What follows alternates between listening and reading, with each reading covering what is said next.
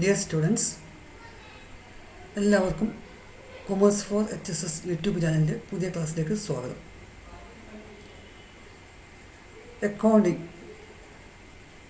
അക്കൗണ്ടിങ്ങുമായി ബന്ധപ്പെട്ട theory base. എന്താണ് accounting theory? എന്താണ് രണ്ടാമത്തെ അധ്യായം, തിയറി ബേസ് ഓഫ് അക്കൗണ്ടിങ്. അപ്പോൾ ഈ ക്ലാസ്സിൽ നമ്മൾ തിയറി ബേസ് ഓഫ് അക്കൗണ്ടിങ്, ചില അക്കൗണ്ടിങ് തിയറികളെ പരിചയപ്പെടുക. അക്കൗണ്ടിങ്ങിൻ്റെ സൈദ്ധാന്തികമായ അടിസ്ഥാനം. അപ്പോൾ നമ്മളിപ്പം അക്കൗണ്ട് റെക്കോർഡ് ചെയ്യുന്ന സമയത്ത് ഇതിൻ്റെ തിയറി, ഇതിൻ്റെ അടിസ്ഥാനം എന്താണ്, ഇതിൻ്റെ അടിസ്ഥാന തത്വങ്ങൾ എന്താണ്? അപ്പോൾ ചില അടിസ്ഥാന തത്വങ്ങളുടെ അടിസ്ഥാനത്തിലാണ്, അല്ലെങ്കിൽ ചില തിയറികളുടെ അടിസ്ഥാനത്തിലാണ് നമ്മൾ എന്ത് ചെയ്യുന്നത്, transactions are record in the books of accounts. അപ്പോൾ ആ തിയറികൾ എന്തൊക്കെയാണെന്നുള്ളതാണ് നമ്മളിവിടെ ഈ ചാപ്റ്ററിനകത്ത് പഠിക്കാൻ പോകുന്നത്. നമുക്ക് നോക്കാം. തിയറി ബേസ് ഓഫ് അക്കൗണ്ടിങ് എന്ന് പറയുമ്പോൾ പ്രധാനമായിട്ടും it consist of principles, concepts, rules and guidelines to bring uniformity and consistency to the process of accounting. നമ്മുടെ അക്കൗണ്ടിങ് സിസ്റ്റത്തിനകത്ത് ഒരു യൂണിഫോമിറ്റി, ഒരു സിമിലാരിറ്റി എല്ലാ ഓർഗനൈസേഷനും എന്താണ് ഒരേ രീതിയിൽ ചെയ്യുക എന്നുള്ളതാണ് ഒന്ന്. പിന്നെ കോൺസിസ്റ്റൻസി, അതൊരു സ്ഥിരത ഉണ്ടായിരിക്കുക, കൺസിസ്റ്റൻ്റ് ആയിരിക്കണം. അപ്പോൾ നമ്മൾ അതിനാവശ്യമായ ചില റൂൾസ്, നിയമങ്ങൾ, അതുപോലെ ഗൈഡ് ലൈൻസ്, ചില മാർഗനിർദ്ദേശങ്ങൾ, അതുപോലെ തന്നെ കോൺസെപ്റ്റ്സ്, ആശയങ്ങൾ, അതുപോലെ തന്നെ പ്രിൻസിപ്പിൾസ്, തത്വങ്ങൾ, ഇതൊക്കെ ചേർന്ന് കഴിഞ്ഞാൽ നമ്മൾ എന്ത് ചെയ്യാം, തിയറി ബേസ് ഓഫ് അക്കൗണ്ടിങ്. അപ്പോൾ accounting is based on some principles, ചില പ്രിൻസിപ്പിൾസ്, ചില തിയറികളുടെ അടിസ്ഥാനത്തിലാണ്. അതുപോലെ ചില കോൺസെപ്റ്റ്സ്, തത്വങ്ങൾ അല്ലെങ്കിൽ ആശയങ്ങൾ, ചില ആശയങ്ങളുടെ അടിസ്ഥാനത്തിലും, അതുപോലെ ചില റൂൾസ്, നിയമങ്ങളും, അതുപോലെ ചില ഗൈഡ് ലൈൻസ്, മാർഗനിർദ്ദേശങ്ങളും, ഇതിൻ്റെയും അടിസ്ഥാനത്തിലാണ് നമ്മൾ എന്ത് ചെയ്യുന്നത്, അക്കൗണ്ട് റെക്കോർഡ് ചെയ്യുന്നത്. അപ്പോൾ ഇതിൻ്റെ ഒരു യൂണിഫോമിറ്റി കൊണ്ടുവരിക എന്നുള്ളതാണ് ഈ തിയറി ബേസ് ഓഫ് അക്കൗണ്ടിങ്ങിൻ്റെ അടിസ്ഥാനം. അതുപോലെ ഒരു കോൺസിസ്റ്റൻസി, ഒരു സ്ഥിരത ഉണ്ടായിരിക്കുക. കാരണം നമ്മളിപ്പം അക്കൗണ്ട് റെക്കോർഡ് ചെയ്ത് കഴിഞ്ഞാൽ, അല്ലെങ്കിൽ അക്കൗണ്ട് പ്രിപ്പയർ ചെയ്ത് കഴിഞ്ഞാൽ, ഒരു ഓർഗനൈസേഷൻ്റെ ഉള്ള ഒരു സ്ഥാപനത്തിൻ്റെ അക്കൗണ്ടുകൾ മറ്റൊരു സ്ഥാപനത്തിൻ്റെ അക്കൗണ്ടുമായിട്ട് നമുക്ക് കമ്പയർ ചെയ്യണം. അപ്പോൾ അങ്ങനെ കമ്പയർ ചെയ്യണമെങ്കിൽ രണ്ടുപേരും ഒരേ രീതിയിലായിരിക്കണം അക്കൗണ്ട് തയ്യാറാക്കേണ്ടത്. അത് യൂണിഫോമിറ്റി, അതുപോലെ കൺസിസ്റ്റൻറ്റി. ഇപ്പം നമ്മൾ ഒരു വർഷത്തെ അക്കൗണ്ട് അടുത്ത വർഷത്തെ അക്കൗണ്ടുമായിട്ട് കമ്പയർ ചെയ്യണമെങ്കിൽ അപ്പോൾ നമുക്കൊരു സ്ഥിരമായിട്ടുള്ളൊരു സംവിധാനം ഉണ്ടായിരിക്കണം. അപ്പോൾ the main object of theory base of accounting is to bring uniformity and consistency in the process of accounting. അപ്പോൾ അക്കൗണ്ടിങ്ങിൻ്റെ പ്രോസസ്സിൽ എന്ത് ചെയ്യാം, അല്ല അക്കൗണ്ടിങ് നടപടിക്രമങ്ങളിൽ ഒരു സ്ഥിരതയും അതുപോലെ തന്നെ ഒരു യൂണിഫോമിറ്റി, ഒരു എന്താണ് ഏകോപിപ്പിക്കുന്നതും ആവശ്യം വരുന്നത് കൊണ്ടാണ്, ഏകോപനവും ആവശ്യമായി വരുന്നത് കൊണ്ടാണ് എന്ത് തിയറി ബേസ് ഓഫ് അക്കൗണ്ടിങ് എന്ന് പറയുന്നത്. ഇപ്പോൾ തിയറി ബേസ് ഓഫ് അക്കൗണ്ടിങ് അടിസ്ഥാനം എന്ന് പറയുന്നത് to bring uniformity and consistency to the process of accounting. അപ്പോൾ നമ്മുടെ അക്കൗണ്ടിങ് പ്രോസസ്സിനകത്ത് ഒരു സ്ഥിരതയും അതുപോലെ തന്നെ ഒരു ഏകോപനവും കൊണ്ടുവരുന്നതിന് വേണ്ടിയാണ് തിയറി ബേസ് ഓഫ് അക്കൗണ്ടിങ് പ്രധാനമായിട്ടും നമ്മൾ ഫോളോ ചെയ്യുന്നത്. അതിൻ്റെ ആവശ്യകത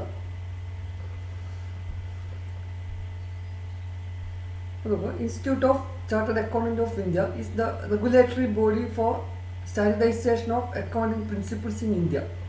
It has issued accounting standards which provide uniformity in the process of accounting in order to bring consistency in the accounting principles and accounting practices. നമ്മുടെ രാജ്യത്ത് അക്കൗണ്ടിങ് നടപടിക്രമങ്ങൾക്ക് ഒരു യൂണിഫോമിറ്റിയും അതുപോലെ നേരത്തെ പറഞ്ഞ പോലെ ഒരു കോൺസിസ്റ്റൻസിയും സ്ഥിരതയും കൊണ്ടുവരുന്നതിന് വേണ്ടി നിയമപരമായിട്ട് ഉത്തരവാദിത്തപ്പെട്ട ഒരു ബോഡിയാണ് institute of chartered accountant of India, ICAI. അപ്പോൾ അവരാണ് എന്തെങ്കിലും സ്റ്റാൻഡേർഡൈസ് സം അക്കൗണ്ടിങ് സ്റ്റാൻഡേർഡ്സ്, അക്കൗണ്ടിങ്ങിൻ്റെ ചില സ്റ്റാൻഡേർഡുകൾ, അക്കൗണ്ടിങ് സ്റ്റാൻഡേർഡ് ഇഷ്യൂ ചെയ്തിട്ടുണ്ട്.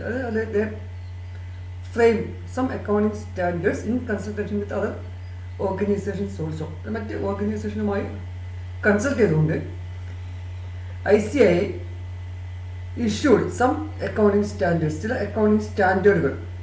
ഇപ്പോൾ അക്കൗണ്ടിങ് സ്റ്റാൻഡേർഡുകളിൽ നിന്ന് നമുക്ക് എന്താണ് ഒരു കാര്യങ്ങൾ എങ്ങനെ ചെയ്യണം. അപ്പോൾ നമ്മളിപ്പം ഒരു ട്രാൻസാക്ഷൻ റെക്കോർഡ് ചെയ്യുന്ന സമയത്ത് നമുക്ക് ഏതൊക്കെ അക്കൗണ്ടുകളാണ് ആവശ്യമായിട്ട് വരുന്നത്, ഒരേ അക്കൗണ്ട് നമ്മൾ എങ്ങനെ ചെയ്യേണ്ടത്, ഒരു അക്കൗണ്ട് എങ്ങനെ പ്രിപ്പയർ ചെയ്യണം, ഒരു അക്കൗണ്ടിൽ എങ്ങനെയാണ് ട്രാൻസാക്ഷൻ റെക്കോർഡ് ചെയ്യുക, ഇത്തരം കാര്യങ്ങളൊക്കെ വിശദമായി പ്രതിപാദിക്കുന്നതാണ് അക്കൗണ്ടിങ് സ്റ്റാൻഡേർഡ്സ്. അപ്പോൾ അതിൽ ഇന്ത്യയിൽ അതുമായി ബന്ധപ്പെട്ട കാര്യങ്ങൾ ഡിസൈൻ ചെയ്യാൻ വേണ്ടി ഉത്തരവാദപ്പെട്ട ഒരു ഓർഗനൈസേഷനാണ് institute of chartered accountant of India.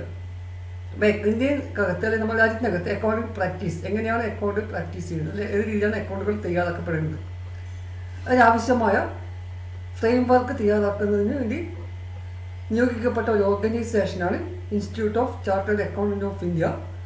അവരെന്ത് ചെയ്യുന്നത്, issued framed some accounting standards, ചില അക്കൗണ്ടിങ് സ്റ്റാൻഡേർഡുകൾ ഡെവലപ്പ് ചെയ്യുന്നത് നമ്മൾ ഈ ചാപ്റ്ററിൻ്റെ അവസാന ഭാഗത്ത് ഡീറ്റെയിൽ ആയിട്ട് പഠിക്കുന്നുണ്ട്. അപ്പോൾ അതിന് നമ്മുടെ രാജ്യത്ത് ഇത്തരം കാര്യങ്ങളുമായി ബന്ധപ്പെട്ട് ഇതിൻ്റെ ആവശ്യമായ ഗൈഡ് ലൈൻസ് അല്ലെങ്കിൽ അതിൻ്റെ എന്താ പറയുക അതിനാവശ്യമായ നിർദ്ദേശങ്ങൾ നൽകാൻ വേണ്ടി ഉത്തരവാദപ്പെട്ട ഒരു ഓർഗനൈസേഷനാണ് institute of chartered accountant of India. ഇത് അല്ലെങ്കിൽ നമ്മുടെ ലോകത്ത് തന്നെ നമ്മുടെ അക്കൗണ്ടുകൾ തയ്യാറാക്കുന്നതിനും അത് നമ്മുടെ ബിസിനസ്സിൻ്റെ ട്രാൻസാക്ഷൻസ് റെക്കോർഡ് ചെയ്യുന്നതിനും അതുപോലെ റിപ്പോർട്ടുകൾ തയ്യാറാക്കുന്നതിനും വേണ്ടി ചില പ്രത്യേക റൂൾസ് ചില പ്രത്യേക പ്രിൻസിപ്പിൾസ് ഡെവലപ്പ് ചെയ്യുന്നുണ്ട്. അത് എല്ലാവരും ആക്സെപ്റ്റ് ചെയ്യുന്ന രീതിയിൽ, അതുപോലെ പൊതുവായിട്ട് എല്ലാവർക്കും ആക്സെപ്റ്റബിൾ ആകുന്ന രീതിയിൽ നമ്മുടെ ഫിനാൻഷ്യൽ സ്റ്റേറ്റ്മെൻറ്റ്, സാമ്പത്തിക അല്ലെങ്കിൽ ധനകാര്യ പത്രികകൾ തയ്യാറാക്കുന്നതിനും ആവശ്യമായ റൂൾസ്, നിയമങ്ങളും അതുപോലെ തന്നെ മാർഗനിർദ്ദേശങ്ങളും കൊടുക്കുന്നതിന് വേണ്ടിയുള്ള ഒരു പൊതുവായിട്ട് എല്ലാവരും അംഗീകരിക്കുന്ന ഒരു പ്രിൻസിപ്പിൾസാണ് നമ്മൾ പറഞ്ഞത് ജനറലി ആക്സെപ്റ്റഡ് അക്കൗണ്ടിങ് പ്രിൻസിപ്പിൾസ്. അപ്പോൾ എല്ലാ രാജ്യത്തും ഉണ്ടാവും there may be some GAAP. അപ്പോൾ ഓരോ രാജ്യത്തിനും സെപ്പറേറ്റ് ഉണ്ടാകും. അതുപോലെ തന്നെ പൊതുവായിട്ടുള്ള ഗ്യാപ്പ് ഉണ്ട്. അത് നമുക്ക് വേണമെങ്കിൽ നമുക്ക് സൗകര്യത്തിനനുസരിച്ച് ആക്സെപ്റ്റ് ചെയ്യാം. അപ്പോൾ this called generally accepted accounting principle. അപ്പോൾ generally accepted accounting principle means rules or guidelines adopted for recording and reporting of business transactions in order to bring uniformity in the preparation and the presentation of financial statements. അപ്പോൾ നമ്മുടെ ഒരു business സ്ഥാപനങ്ങളിലെ എല്ലാ business സ്ഥാപനങ്ങളുടെയും ധനകാര്യ പത്രികകൾ അല്ലെങ്കിൽ സാമ്പത്തിക പത്രികകൾ തയ്യാറാക്കുന്നതിനും അതിൻ്റെ അത് പ്രസൻറ്റ് ചെയ്യുന്നതിനും പ്രസൻറ്റ് ചെയ്യുന്നതിനും വേണ്ടി ഒരു യൂണിഫോമിറ്റി ഉണ്ടാക്കാൻ വേണ്ടി നമ്മുടെ ബിസിനസ് ട്രാൻസാക്ഷൻസ് റെക്കോർഡ് ചെയ്യുന്നതിനും അത് റിപ്പോർട്ട് ചെയ്യുന്നതിനും ആവശ്യമായ നിയമങ്ങളും ഗൈഡ് ലൈൻസുമാണ് എന്താ പറയുന്നത് ജനറലി ആക്സെപ്റ്റഡ് അക്കൗണ്ടിങ് പ്രിൻസിപ്പിളും സ്വീകാര്യമായ രീതിയിലുള്ള ഒരു റൂൾസ് ആൻഡ് ഗൈഡ് ലൈൻസ്. ഇതിനു വേണ്ടിയാണ് four recording and reporting business transactions in order to bring uniformity in the preparation and presentation of financial statements. അപ്പോൾ നമ്മുടെ സാമ്പത്തിക പത്രികകൾ അല്ലെങ്കിൽ നമ്മുടെ ബിസിനസ്സിൻ്റെ ധനകാര്യ പത്രികകൾ തയ്യാറാക്കുന്നതും അത് നടപ്പിലാക്കുക അല്ലെങ്കിൽ പ്രസൻറ്റ് ചെയ്യുന്നതിനും ഒരു യൂണിഫോമിറ്റി കൊണ്ടുവരുന്നതിനും വേണ്ടി എല്ലാവർക്കും സ്വീകാര്യമായ രീതിയിലുള്ള ഒരു rules and guidelines provide ചെയ്യുന്നതാണ് നമ്മൾ generally accepted accounting principles. It is called GAAP. ഇപ്പോൾ അമേരിക്കയിൽ US ഗ്യാപ്പ് വേറെയുണ്ട്, അതുപോലെ ഇന്ത്യയിൽ ഗ്യാപ്പ് ഉണ്ട്. അതുപോലെ പല രാജ്യങ്ങളും അവരുടേതായ സെപ്പറേറ്റ് ഗ്യാപ്പുകൾ ഉണ്ടാകാം, അല്ലെങ്കിൽ they can adopt the general GAAP. പൊതുവായിട്ടുള്ളൊരു ഗ്യാപ്പ് ഉണ്ടാവും, അതും നമുക്ക് ആക്സെപ്റ്റ് ചെയ്യാം. അത് ഓരോ രാജ്യത്തിൻ്റെയും ഇതനുസരിച്ച് അവരവർക്ക് ആക്സെപ്റ്റ് ചെയ്യാനുള്ള സ്വാതന്ത്ര്യമുണ്ട് എന്നാണ് പറയുന്നത്. പക്ഷേ എല്ലാത്തിനും നമുക്ക് എന്താണ് ബേസിക് ആയിട്ടുള്ള ചില കാര്യങ്ങൾ എല്ലാത്തിനും ഒരേപോലെ ആയിരിക്കും, കോമൺ ആയിട്ടുണ്ടാവും. ചെറിയ വ്യത്യാസങ്ങൾ ചിലപ്പോൾ ചില രാജ്യങ്ങളിൽ വന്നേക്കാം. അപ്പോൾ generally accepted accounting principles means എന്താണ് rules or guidelines adopted for reporting and recording business transactions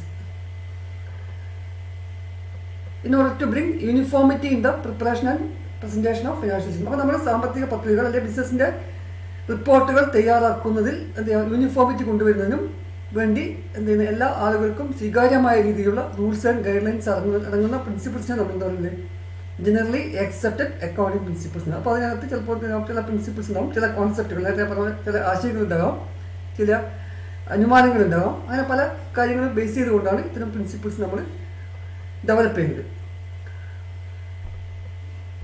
അപ്പോൾ നമ്മൾ ഒന്ന് കോൺസെപ്റ്റ് എന്ന് നമ്മൾ ആശയങ്ങളാണ്. The necessary assumptions and ideas which are fundamental to accounting practices. നമ്മൾ അക്കൗണ്ടിങ്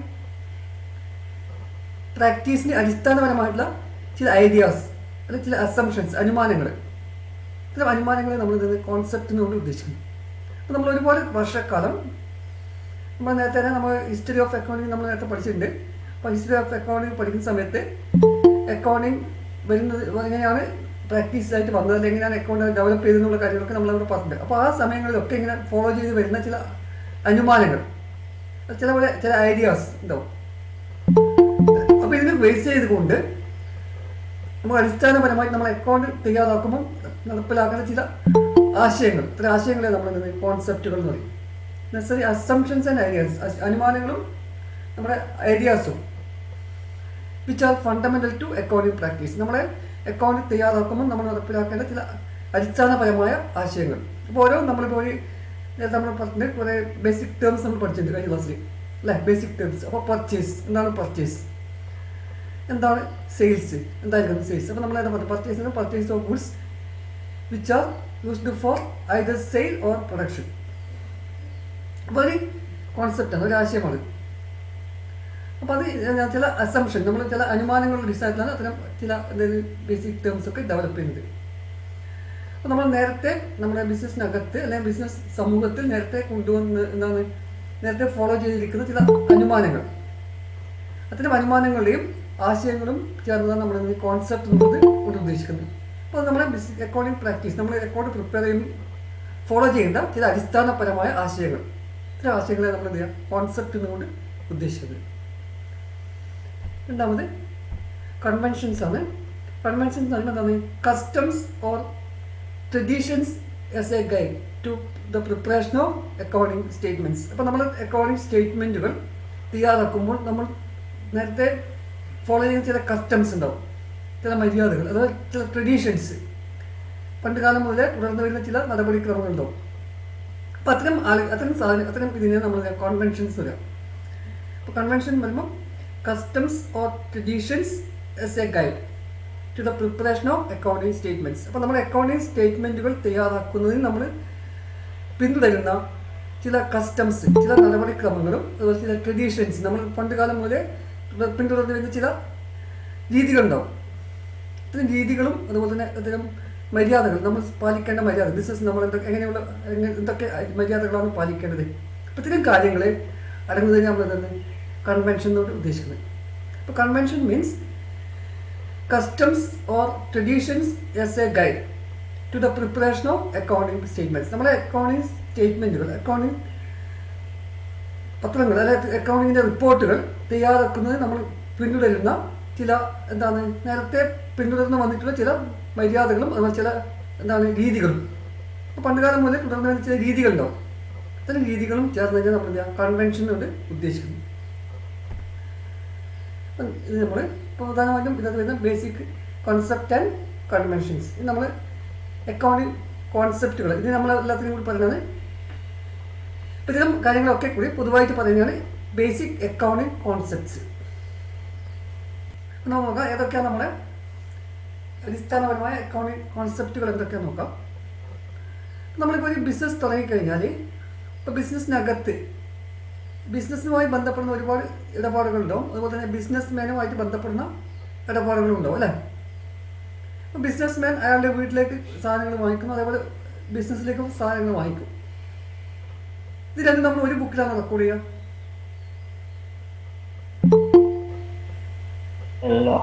അല്ല അല്ലേ. അപ്പോൾ നമ്മൾ ബിസിനസ് ബന്ധപ്പെടുന്ന ബിസിനസ്സുമായി ബന്ധപ്പെടുന്ന കാര്യങ്ങൾ എന്ത് ചെയ്യണം, ബിസിനസ്സിൻ്റെ ബുക്കിലും അല്ലേ. ബിസിനസ് മാനെ ആയിട്ട് ബന്ധപ്പെടും. ഇപ്പോൾ അയാളുടെ വീട്ടിലേക്ക് ഒരുപാട് സാധനങ്ങൾ വാങ്ങിച്ചു, ഇപ്പോൾ അയാൾ ഫർണിച്ചർ വാങ്ങിച്ചു വീട്ടിലേക്ക്, അത് നമുക്ക് അക്കൗണ്ടിങ്ങിൽ ബിസിനസ്സിൻ്റെ അക്കൗണ്ടിലേക്ക് ഉൾപ്പെടുത്താൻ പറ്റുമോ?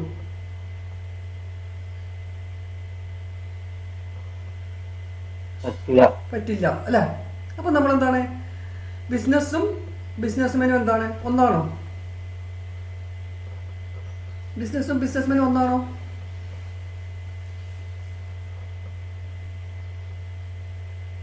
അല്ല അല്ലേ. അപ്പോൾ business and businessmen are separate. അപ്പോൾ അത് പറയുന്ന കോൺസെപ്റ്റാണ് ബിസിനസ് എൻറ്റിറ്റി കോൺസെപ്റ്റ്. അപ്പോൾ നമ്മൾ ഫസ്റ്റ് എൻറ്റിറ്റി കോൺസെപ്റ്റാണ് business entity concept. According to this concept, business has separate entity from its owners. Entity means anything which have a separate existence. സ്വന്തമായി നിലനിൽപ്പൊരു ഒരു വസ്തുവിനെയോ അല്ലെങ്കിൽ ഒരു സ്ഥാപനത്തെയോ നമ്മൾ വ്യക്തിയോ ആണ് നമ്മൾ എന്താ പറയുന്നത്, എൻറ്റിറ്റി ആണ് അല്ലേ. അപ്പോൾ business has a separate entity means business is a separate apart from its owners. അപ്പോൾ ബിസിനസ് എന്ന് പറയുന്നത് ഒരു സെപ്പറേറ്റ് എൻറ്റിറ്റിയാണ്, ബിസിനസ് മാൻ എന്നുള്ളത് മറ്റൊരു എൻറ്റിറ്റിയാണ്. അപ്പോൾ ബിസിനസ് എന്താണ്, ബിസിനസ് മാനിൽ നിന്നും വ്യത്യസ്തമായ ഒരു നിലനിൽപ്പുണ്ടെന്നാണ് പറയുന്നത്. അപ്പോൾ ബിസിനസ്സിൻ്റെ കാര്യങ്ങൾ മാത്രമേ എന്ത് ചെയ്യാൻ പാടുള്ളൂ, നമ്മൾ ബിസിനസ്സുമായി ബന്ധപ്പെടുന്ന കാര്യങ്ങൾ മാത്രമേ ബിസിനസ്സിൻ്റെ അക്കൗണ്ടുകളിൽ റെക്കോർഡ് ചെയ്യാൻ പാടുള്ളൂ. അല്ലേ? ബിസിനസ്മാനുമായി ബന്ധപ്പെടുന്ന പേഴ്സണൽ ആയിട്ടുള്ള കാര്യങ്ങൾ നമ്മൾ എന്ത് ചെയ്യാൻ പാടില്ല. It cannot be record in the books of accounts of business. ബിസിനസ്സിൻ്റെ അക്കൗണ്ട് ബുക്കുകളിൽ അത്രയും കാര്യങ്ങൾ റെക്കോർഡ് ചെയ്യാൻ പാടില്ല. അപ്പോൾ ബിസിനസ്സും ബിസിനസ് മാനും എന്താണ്, സെപ്പറേറ്റ് ആണ്. Business and business men are separate. ഇപ്പോൾ സെപ്പറേറ്റ് ആയതുകൊണ്ട് എന്താണ്, business as a separate entity. Business സ്വന്തമായിട്ട് നിലനിൽപ്പുണ്ട്. So it can do all the activities like a normal person. ഒരു വ്യക്തി ചെയ്യുന്ന എല്ലാ കാര്യങ്ങളും ആർക്കും ചെയ്യാം, ബിസിനസ്സും ചെയ്യാം. Business can purchase goods, business can sell the goods, business can make contract with others or make agreement with others, or they can file suit against others or to be sued. അതായത് നമ്മൾ എന്ത് ചെയ്യുക, ബിസിനസ്സുമായി ബന്ധപ്പെടുന്ന കാര്യങ്ങൾ. ഇപ്പോൾ business നമ്മൾ പറഞ്ഞാൽ business എന്ന് പറഞ്ഞാൽ ബിസിനസ്സും ബിസിനസ്മാനും സെപ്പറേറ്റ് ആണ്. സെപ്പറേറ്റ് ആയതുകൊണ്ട് തന്നെ എന്താണ്, ബിസിനസ്സുമായി ബന്ധപ്പെടുന്ന കാര്യങ്ങൾ. അതായത് ബിസിനസ്സിൻ്റെ ഒരു സാധാരണ മാൻ, ഒരു വ്യക്തികൾ എന്തൊക്കെ കാര്യങ്ങൾ നമ്മൾ ബിസിനസ് ചെയ്യുന്നുണ്ടോ ഇത്രയും കാര്യങ്ങൾ ആർക്കും ചെയ്യാം, ബിസിനസ്സിനും ചെയ്യാം. അപ്പോൾ ബിസിനസ്സിന് സ്വന്തമായിട്ട് എന്താ സാധനങ്ങൾ അതിൻ്റെ പേരിൽ വാങ്ങിക്കാം. അപ്പോൾ നമ്മൾ ബിസിനസ്സിൻ്റെ സാധനങ്ങൾ വാങ്ങിക്കുന്നതൊക്കെ ബിസിനസ്സിൻ്റെ പേരിലാണ്, അല്ലേ? അതിൻ്റെ പേരിലാണ് നമ്മൾ സാധനങ്ങൾ വിൽക്കുന്നത്. ബിസിനസ്സിൻ്റെ പേരിലാണ് നമ്മൾ എന്ത് ചെയ്യുന്നത്, ബിസിനസ്സും മറ്റൊരു ബിസിനസ്സുമായിട്ട് എന്താ എഗ്രിമെൻറ്റ് ഉണ്ടാക്കാം, അല്ലെ കോൺട്രാക്റ്റ് ഉണ്ടാക്കാം, അല്ലേ? അതുപോലെ ബിസിനസ്സിന് എന്ത് ചെയ്യാം, മറ്റുള്ളവർക്കെതിരായിട്ട് കേസ് ഫയൽ ചെയ്യാം. ബിസിനസ്സായി ബന്ധപ്പെടുന്ന എന്തെങ്കിലും പ്രശ്നങ്ങൾ വന്നു കഴിഞ്ഞാൽ അത് നമ്മൾ കേസ് ഫയൽ ചെയ്യുമ്പോൾ ആരുടെ പേരിലാണ്, ബിസിനസ്സിൻ്റെ പേരിലാണ് കേസ് ഫയൽ ചെയ്യുന്നത്, അല്ലാതെ അയാളുടെ ബിസിനസ്മാൻ്റെ പേരിലല്ല. So we can say that business is a separate entity from its owners. അപ്പോൾ അതുകൊണ്ടാണ് നമ്മൾ എന്ത് ചെയ്തത്, ബിസിനസ്മാൻ നമ്മൾ പറഞ്ഞു businessman contribute money or money is worth in the business to start a business. അപ്പോൾ അയാൾ ഒരു ബിസിനസ് സ്റ്റാർട്ട് ചെയ്യുമ്പോൾ ബിസിനസ്മാൻ എന്ത് പണമോ അല്ലെങ്കിൽ എന്ത് ചെയ്യാം, പണത്തിന് തുല്യമായ വസ്തുക്കളെ കൊണ്ടുവരുന്നുണ്ട്. അപ്പോൾ അങ്ങനെ കൊണ്ടുവന്നു കഴിഞ്ഞാൽ അത് നമുക്ക് എന്ത് ചെയ്യാം, it is treated as capital because of this business entity concept. So the capital contributed by the owner is treated as the liability of the business. അപ്പോൾ അതുകൊണ്ടാണ് നമ്മൾ എന്ത് ചെയ്യുന്നത്, ബിസിനസ്മാൻ കൊണ്ടുവരുന്ന ക്യാപിറ്റലിനെ ബിസിനസ്സിൻ്റെ ലയബിലിറ്റി ആയിട്ട് നമ്മൾ ട്രീറ്റ് ചെയ്യണം. അപ്പോൾ നമ്മളത് പരിഗണിക്കുന്നത് എങ്ങനെയാണ്, it is A liability of the business towards the businessman. അതുകൊണ്ടാണ് നമ്മൾ ബിസിനസ്മാനായി കൊണ്ടുവരുന്ന പൈസക്ക് നമ്മൾ ഒരു സെപ്പറേറ്റ് അക്കൗണ്ട് വെക്കുന്നത്, ക്യാപിറ്റൽ അക്കൗണ്ട്. നമ്മൾ കഴിഞ്ഞ ചാപ്റ്ററിൽ പഠിച്ചിട്ടുണ്ട് ക്യാപിറ്റൽ എന്താണ്.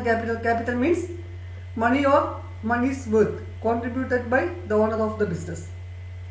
അല്ല, ബിസിനസ്മാൻ ബിസിനസ്സിലേക്ക് പണമോ അല്ലെ പണത്തിന് തുല്യമായ വസ്തുക്കളോ കൊണ്ടുവരികയിൽ ആ കൊണ്ടുവരുന്ന വസ്തുവിനെയും പണത്തിനെയാണ് നമ്മൾ എന്ത് പറയുന്നത്, ക്യാപിറ്റൽ എന്ന് പറയും.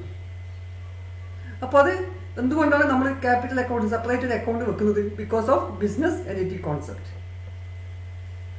ഇപ്പോൾ ബിസിനസ്സിൽ ബിസിനസ്മാൻ കൊണ്ടുവരുന്ന ക്യാപിറ്റലിനെ നമ്മളൊരു സെപ്പറേറ്റ് അക്കൗണ്ടിലേക്ക് വെക്കുകയാണ്.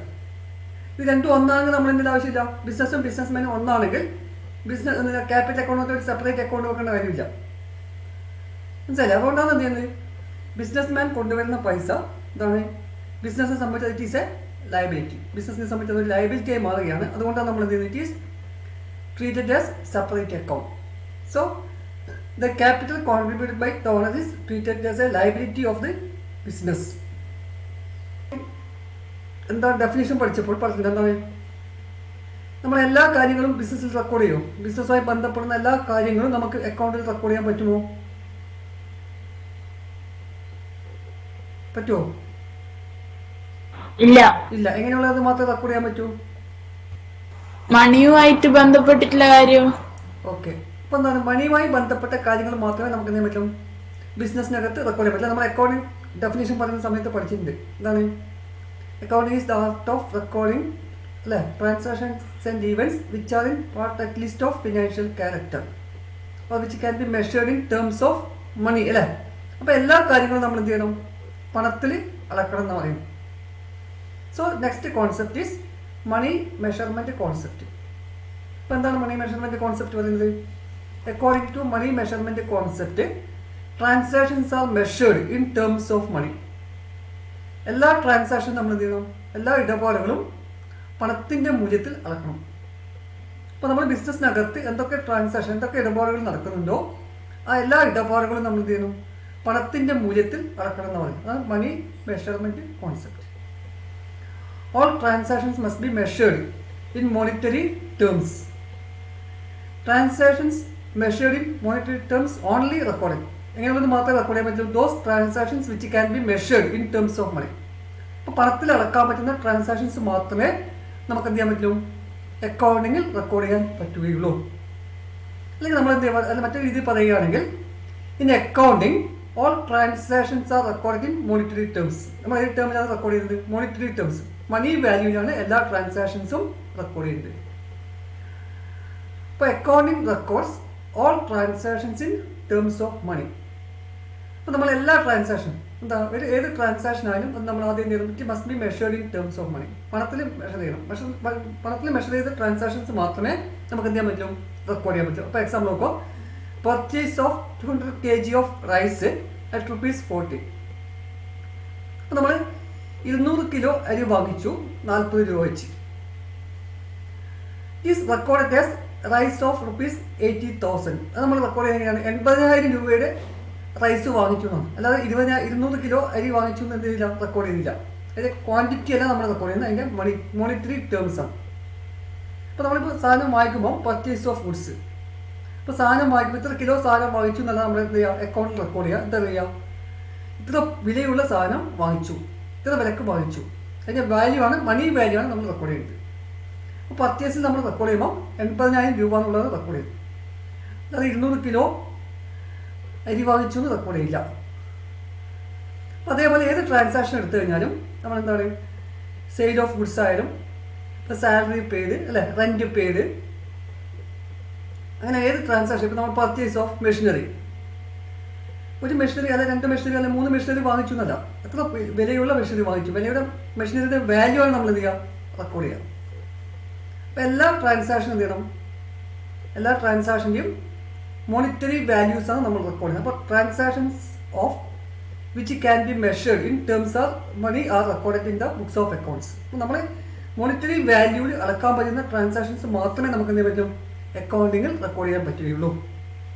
അപ്പോൾ നമ്മളിപ്പോൾ നേരത്തെ പറഞ്ഞ പോലെ ഒരു എഫിഷ്യൻസി ഓഫ് മാനേജ്മെൻറ്റ്, എനിക്ക് നല്ല എഫിഷ്യൻസി ഉണ്ട്, അത് നമുക്ക് എന്ത് ചെയ്യാൻ പറ്റില്ല, എവിടെയും റെക്കോർഡ് ചെയ്യാൻ പറ്റില്ല. അതേപോലെ നമ്മളിപ്പോൾ കുറേ പുതിയ ആളുകളെ അപ്പോയിൻറ്റ് ചെയ്തു, അതൊരു പ്രോസസ്സാണ്. പക്ഷെ അത്തരം പ്രോസസ്സുകളൊന്നും നമ്മൾ എന്ത് ചെയ്യില്ല, ഇവിടെ റെക്കോർഡ് ചെയ്യുന്നില്ല. അവർക്ക് സാലറി കൊടുക്കുന്ന സമയത്ത് എന്ത് ചെയ്യും, ഇത്ര സാലറി കൊടുത്തു, അത് നമ്മൾ റെക്കോർഡ് ചെയ്യുന്നു. അപ്പോൾ ഇതാണ് മോണിറ്ററി അല്ല മണി മെഷർമെൻറ്റ് കോൺസെപ്റ്റ്. ഇപ്പോൾ മണി മെഷർമെൻറ്റ് കോൺസെപ്റ്റ് എന്ത് ചെയ്യുക, in money according to money measurement concept in accounting only those transactions are record which can be measured in terms of money.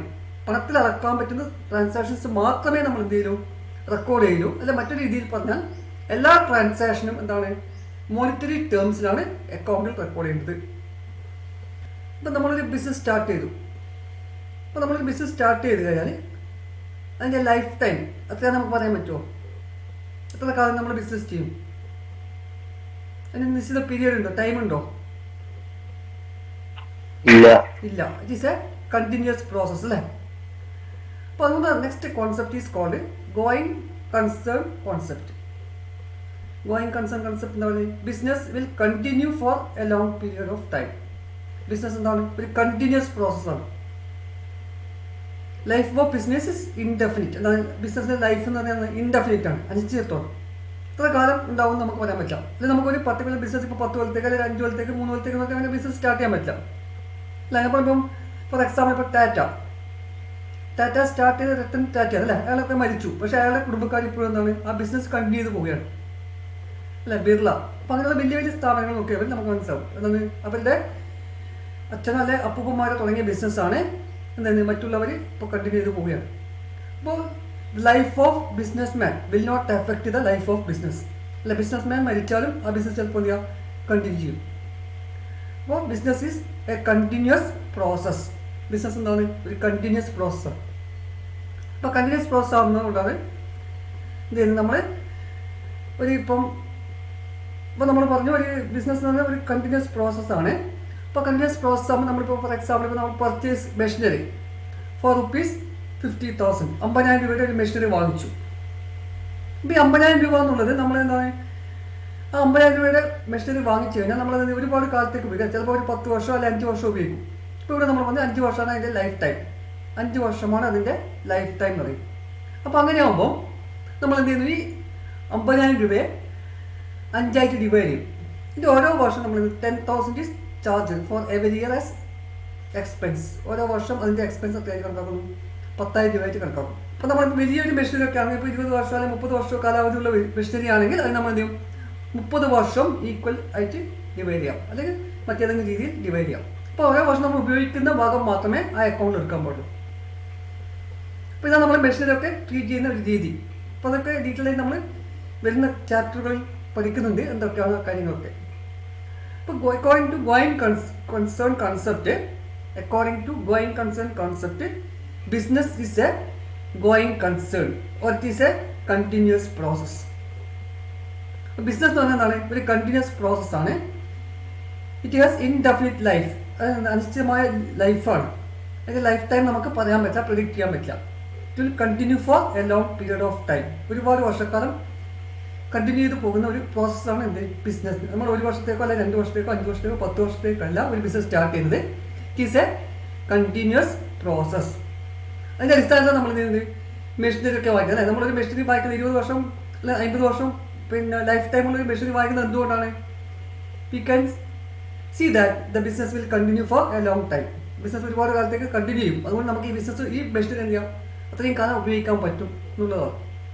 അപ്പോൾ അതിൻ്റെ അടിസ്ഥാനത്തിലാണ് നമ്മൾ ഈ മെഷീനറിയുടെ വില അത് ഉപയോഗിക്കുന്ന കാലത്തേക്ക് ഇത്രമാത്രം നമ്മൾ ഓരോ വർഷം ഉപയോഗിച്ചോ ആ ഉപയോഗിച്ചതിന് കണക്കായിട്ടാണ് ആ വർഷത്തെ എക്സ്പെൻസ് ആയിട്ട് ട്രീറ്റ് ചെയ്യുന്നത്.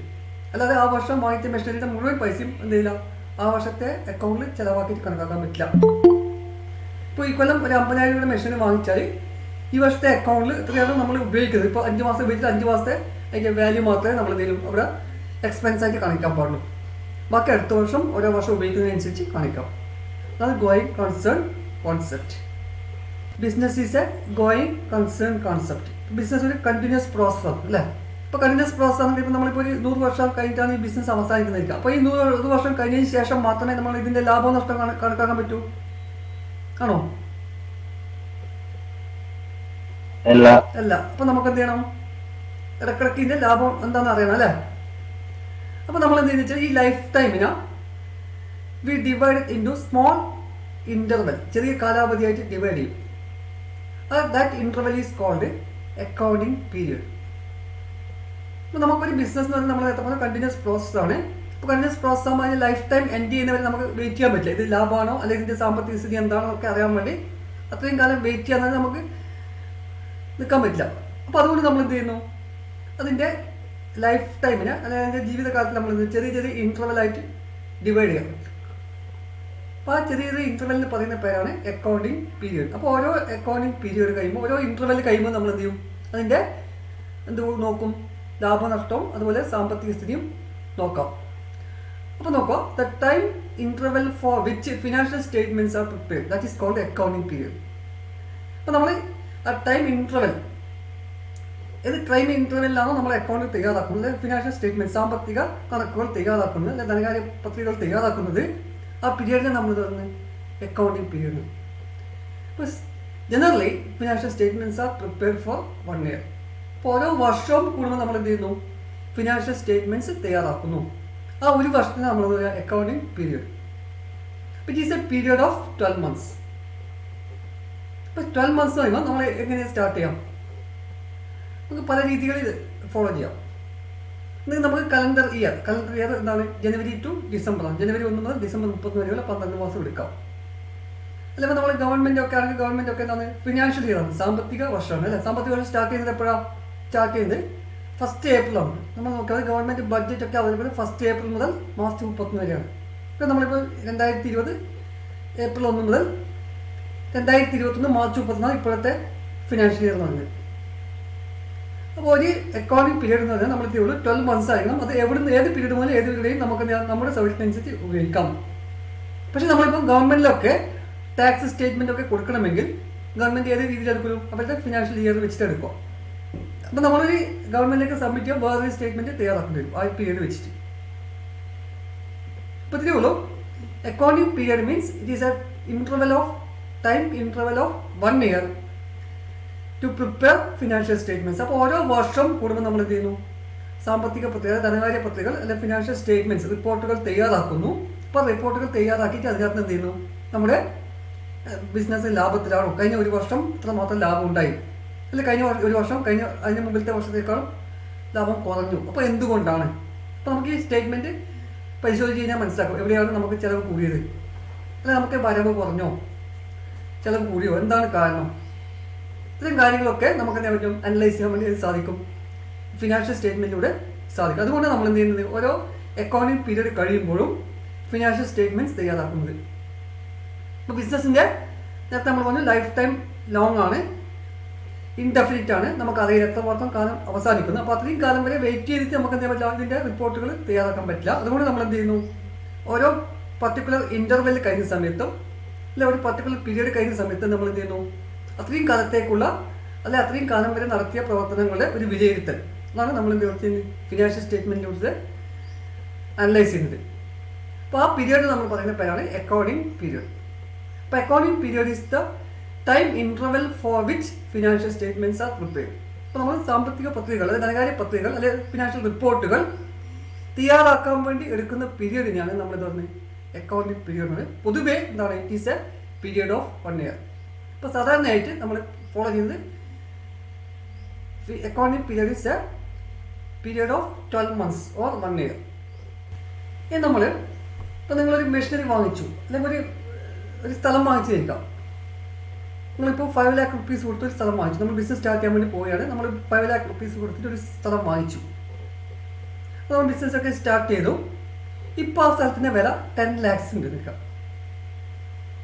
അപ്പോൾ നമ്മളെ ബുക്ക് ഓഫ് അക്കൗണ്ട്സിൽ, അതായത് അക്കൗണ്ട് ബുക്കിൽ, ബിസിനസിൻ്റെ അക്കൗണ്ട് ബുക്കിൽ അതിൻ്റെ വില നമ്മൾ എത്ര കാണിക്കുക, 5 lakhs കാണിക്കോ 10 lakhs കാണിക്കോ? 10 lakhs. 10 lakhs. 5 ലക്ഷം രൂപ കൊടുത്താണ് സാധനം വെച്ചത്. 5 lakh rupees കൊടുത്താണ് സ്ഥലം വാങ്ങിച്ചത്. അപ്പോൾ നമുക്ക് ചിലവായ പൈസ എത്രയാണ്, 5 lakhs ആണ് അല്ലേ. അപ്പോൾ നമ്മൾ 10 lakhs കാണിച്ചു കഴിഞ്ഞാൽ നമ്മുടെ ക്യാഷ് ബാലൻസ് എത്രയായിരിക്കും, ഡിഫറൻസ് വ്യത്യാസം വരില്ലേ അല്ലേ. 10 lakhs നമ്മൾ ആക്ച്വലി കൊടുത്തില്ല. അപ്പോൾ അങ്ങനെ വരുമ്പോൾ നമ്മളെന്താണ്, നമ്മൾ 5 ലക്ഷം രൂപയെ കൊടുത്തിട്ടുള്ളൂ അല്ലേ. അപ്പോൾ നമ്മളെ ക്യാഷ് അക്കൗണ്ടിൽ 5 ലക്ഷം രൂപയെ എന്തായാലും കുറയുള്ളൂ. അപ്പോൾ നമ്മളിവിടെ 10 ലക്ഷം കാണിച്ചു കഴിഞ്ഞാൽ നമ്മളെ ക്യാഷ് ബുക്കിൽ എന്തായിരിക്കും, 5 ലക്ഷം രൂപ നമ്മളെ കയ്യിൽ അധികമുള്ളതായിട്ട് കാണും. 5 lakhs ആണ് അല്ലേ. നമ്മൾ ലാൻഡ് വാങ്ങിക്കാൻ വേണ്ടി, സ്ഥലം വാങ്ങിക്കാൻ വേണ്ടി ചിലവാക്കിയ പൈസ 5 ലക്ഷം രൂപയാണ്. അപ്പോൾ നമ്മളെ അക്കൗണ്ടിൽ അത്രേ എഴുതാൻ പാടുള്ളൂ, നമുക്ക് എന്താണോ ആക്ച്വലി ചിലവായത് അല്ല. നമ്മൾ മറ്റേത് കാണിക്കുമ്പോൾ 10 ലക്ഷം കാണിച്ചു കഴിഞ്ഞാൽ നമ്മളെന്താണ് കൂടുതൽ ചിലവ് കാണിച്ചായിരിക്കും. അപ്പോൾ നമ്മൾ ആക്ച്വലി നമുക്ക് 5 ലക്ഷം ചിലവായിട്ടുള്ളൂ. പക്ഷേ നമ്മൾ എന്താ 10 ലക്ഷം കാണിക്കുമ്പോൾ എന്താണ് അതിൻ്റെ അർത്ഥം, നമ്മുടെ അക്കൗണ്ടിൽ നമ്മൾ പൈസ അധികം കാണിച്ചായിട്ട് വരും. So according to cost concept എന്താ പറയുന്നത്, assets are record at purchase price.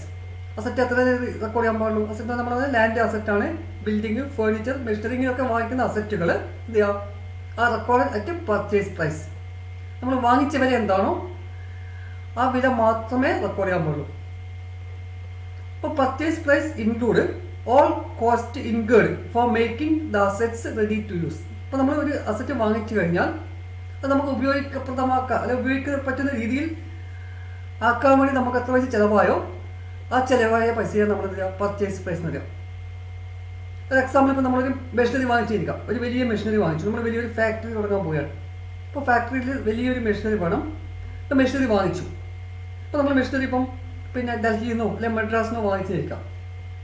അപ്പോൾ ആ മെഷീനറി നമുക്ക് എന്താ നമ്മൾ ഫാക്ടറിയിലേക്ക് കൊണ്ടുവരണ്ടേ. അപ്പോൾ ഫാക്ടറിയിലേക്ക് കൊണ്ടുവരാൻ there will be some transportation cost അല്ലേ. 10 ലക്ഷം രൂപയുടെ മെഷീനറി നമ്മൾ വാങ്ങിച്ചിരിക്കാം. 10 ലക്ഷം രൂപയുടെ മെഷീനറി വാങ്ങിച്ചു. അപ്പോൾ മെഷീനറിയുടെ വില 10 ലക്ഷം രൂപയാണ്.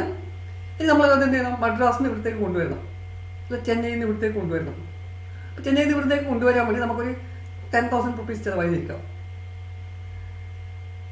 അപ്പോൾ അതിൻ്റെ ചിലവ് അത് നമുക്ക് എന്താണ്, അതുമായിട്ട് ബന്ധപ്പെടുന്ന ഒരു ചിലവാണ്. ഇത് കൊണ്ടുവന്നാലേ നമുക്ക് ഇവിടെ എന്ത് ചെയ്യാൻ പറ്റൂ, വർക്ക് ചെയ്യാൻ പറ്റും അല്ലേ. അപ്പോൾ അതും അതിൻ്റെ എന്തായിട്ട് പ്രൈസായിട്ട് വരും. ഇനി നമ്മളിവിടെ കൊണ്ടുവന്നു, മെഷീനറി കൊണ്ടുവന്ന് നമ്മളതിനെ ഒരു കൃത്യമായ സ്ഥലത്ത് ഇൻസ്റ്റാൾ ചെയ്യണം. അപ്പോൾ ഇൻസ്റ്റാൾ ചെയ്യാൻ വേണ്ടി ചില എക്സ്പെൻസിൻ്റെ വരും. ഒരു 10,000 രൂപ ഇൻസ്റ്റാൾ ചെയ്യാൻ വേണ്ടി ചിലവായി. അപ്പോൾ നമുക്ക് ആകെ ചിലവ് വന്നതാണ് 10 ലക്ഷം രൂപ മെഷീനറിയുടെ വില വന്നു, 10,000 രൂപ ട്രാൻസ്പോർട്ടേഷൻ കോസ്റ്റ് വന്നു, 10,000 രൂപ ഇൻസ്റ്റലേഷൻ കോസ്റ്റ്. അപ്പോൾ അങ്ങനെ നമുക്ക് 10,20,000 ആണ് നമ്മുടെ മെഷീനറിയുടെ കോസ്റ്റ് എന്നത്. മനസ്സിലാവുന്ന purchase price includes all cost incurred for making the assets ready to use. അപ്പോൾ നമ്മൾ ആ അസറ്റ് ഉപയോഗിക്കാൻ പ്രാപ്തമാക്കുന്ന അല്ലെങ്കിൽ ഉപയോഗിക്കാൻ പാകത്തിൽ തയ്യാറാക്കുന്നതിന് നമുക്ക് എന്തൊക്കെ ചിലവായോ ആ എല്ലാ ചിലവുകളും ചേർത്ത് നമ്മൾ പറയുന്നത് കോസ്റ്റ് അല്ലെങ്കിൽ അതിൻ്റെ പർച്ചേസ് പ്രൈസ് എന്ന് പറയും. Okay, it is also called historical cost because it is historical in nature. കാരണം എന്താ ഹിസ്റ്ററികൾ എന്താണ്? ഹിസ്റ്ററി മീൻസ് പാസ്റ്റ്, കഴിഞ്ഞതാണ് അല്ലേ. അപ്പോൾ കഴിഞ്ഞ സംഭവങ്ങളെ നമ്മൾ റെക്കോർഡ് ചെയ്യും. അക്കൗണ്ടിങ്ങിൽ നമ്മൾ റെക്കോർഡ് ചെയ്യുന്നത് എന്താണ്? എപ്പോഴും അക്കൗണ്ടിങ്ങിൽ നമ്മൾ റെക്കോർഡ് ചെയ്യുന്നത് പാസ്റ്റാണ്, കഴിഞ്ഞ കാര്യങ്ങളാണ്. നമ്മൾ വാങ്ങിച്ചു കഴിഞ്ഞതിന് ശേഷമാണ് റെക്കോർഡ് ചെയ്യുക. അത് വാങ്ങിക്കാൻ പോകുമ്പോൾ എന്തില്ല, വാങ്ങിക്കുന്നതിന് മുമ്പേ നമ്മളത് റെക്കോർഡ് ചെയ്തില്ല. അപ്പോൾ മെഷീനറി വാങ്ങിച്ച് നമ്മൾ ഇത് കൊണ്ടുവന്ന് ഇൻസ്റ്റാൾ ചെയ്ത് അതിന് മൊത്തം അത്ര പൈസ ചിലവായി, ആ ചിലവായ പൈസയാണ് നമ്മൾ റെക്കോർഡ് ചെയ്തത് അല്ലേ. So we can say it is also called historical cost or it is historical in nature. അപ്പോൾ അതിന് പറയുന്ന മറ്റൊരു പേരാണ് ഹിസ്റ്റോറിക്കൽ കോസ്റ്റ് എന്ന് കൂടി പറയും. അപ്പോൾ ഇത്രയാണ് പറയുന്നത് cost concept. According to cost concept the assets are recorded at their actual cost. നമുക്ക് എന്താണ് ആക്ച്വലായി ചിലവായത് or actual purchase price. Purchase price or cost price include all expenses incurred for making the asset to use ready. അപ്പോൾ നമ്മൾ ഉപയോഗിക്കാൻ പ്രാപ്തമാക്കുന്ന രീതിയിൽ, അതായത് ഉപയോഗിക്കാൻ പാകമായ രീതിയിൽ പ്രാപ്തമാക്കുന്ന രീതിയിൽ നമുക്ക് എത്രയൊക്കെ ചിലവുണ്ടായോ ആ എല്ലാ ചിലവുകളും ചേർന്ന് തന്നെയാണ് നമ്മൾ പറയുന്നത് അതിൻ്റെ കോസ്റ്റ് പ്രൈസ് അല്ലെങ്കിൽ പർച്ചേസ് പ്രൈസ് എന്ന് പറയും. ഈ ക്ലാസ് ഇതുവരെ ശ്രദ്ധിച്ചതിന് നിങ്ങൾക്കെല്ലാവർക്കും നന്ദി അറിയിക്കുകയാണ്. ഈ ക്ലാസ് നിങ്ങൾക്ക് ഇഷ്ടപ്പെടുകയാണെങ്കിൽ ലൈക്ക് ചെയ്യുക, ഷെയർ ചെയ്യുക, സബ്സ്ക്രൈബ് ചെയ്യുക. Thank you.